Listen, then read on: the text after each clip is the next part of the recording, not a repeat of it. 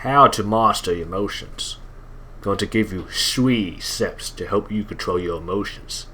Before I tell you these steps, you must understand one thing.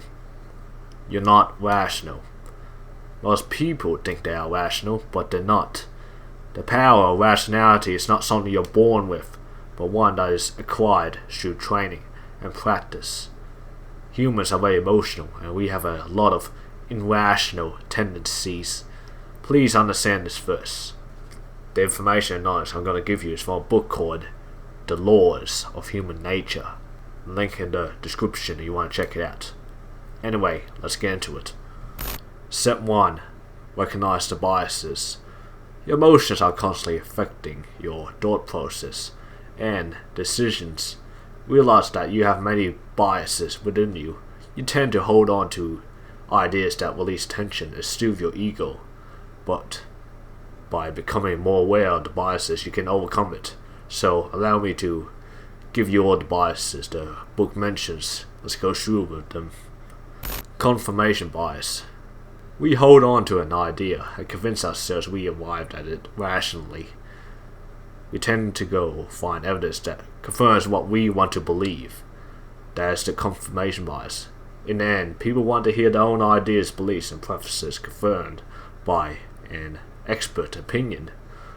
The first impulse should always try to find evidence that disconfirms your most cherished beliefs and those of others. Conviction bias. We hold on to an idea that is secretly pleasing to us deep down inside. We might have some doubts as to its truth, so we go the extra mile to contradict anyone who challenges us. This bias makes us susceptible to salesmen and political leaders who display conviction as a way to convince and deceive. Appearance bias. We see people not as they are, but as they appear to us. Humans tend to judge of appearances, which can be misleading. You can't simply look at someone and understand their true character. People wear masks to try to present themselves as best as possible. Do not take their appearance for reality. The group bias. The feeling of isolation and difference from the group is depressing and terrifying. We have tremendous relief when we find others who think the same as we do. We're actually motivated to take up their ideas and opinions because of this belief. We are unaware of this, so we think we came up with these ideas on our own. The blame bias. The truth is that we do not like to look up too closely to our mistakes and our faults. Our natural response is to blame others, blame the circumstances, and judge other people. This is because it's too painful to look at our own mistakes. Desire and emotions blind us, and we will make the same mistake again. Superiority bias.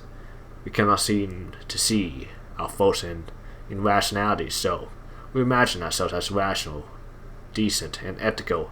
Few of us will ever admit we resort to Machiavellian tactics, but we are quick to judge others as bad. The truth is that all of us are deceiving ourselves. Step 2. Beware the inflaming factors. I'm trying to talk about some factors that can provoke certain emotions. When these emotions get too high, we become very reactive, so it's best to be aware of these factors to control your emotions. And stop yourself when doing something that you will regret. I won't go through all the factors in the book, but I'll go through some of them right now. Trigger points from childhood. In our early childhood, we are at our most sensitive and vulnerable. Our parents have a greater impact on us the further we go back.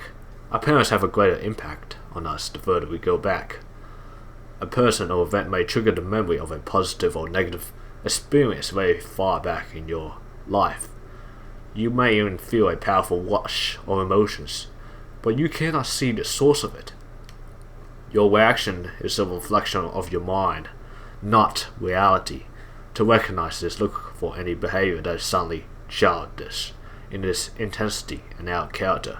It's more uncontrollable than usual, so look out for that. Rising pressure. People may seem sane and in control of their lives, but you put them in stressful circumstances, you will see a different reality. When under stress or threats, the self-control comes off and they lose their reasoning powers. Observe people in these moments so you can judge their true character. When you're under stress, you must watch yourself carefully. Through self-awareness and reflection, you can avoid making regretful decisions. The group effect. This is a high-grade variety of the group bias. When we are in a group large enough, we become different and get caught in their collective emotions. Notice this in yourself and others at an event, concert, religious or political gathering. This can even be widely over social media as well, over the internet. Be aware of people who exploit the group effect and use their breaks of irrationality. Okay? It's dangerous. Step 3. Strategies towards bringing out the rational self.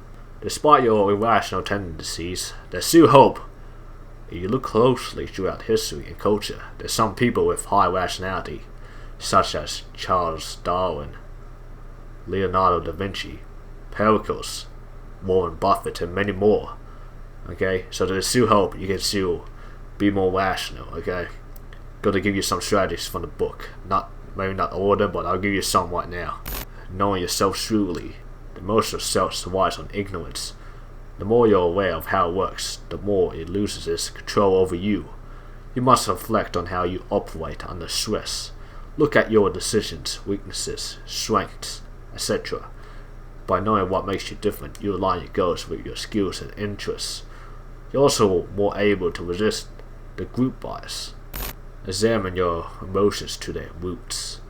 When you're hit with strong emotions such as anger, let it settle, okay, and think about it. Dig below any emotional trigger points to see where it started.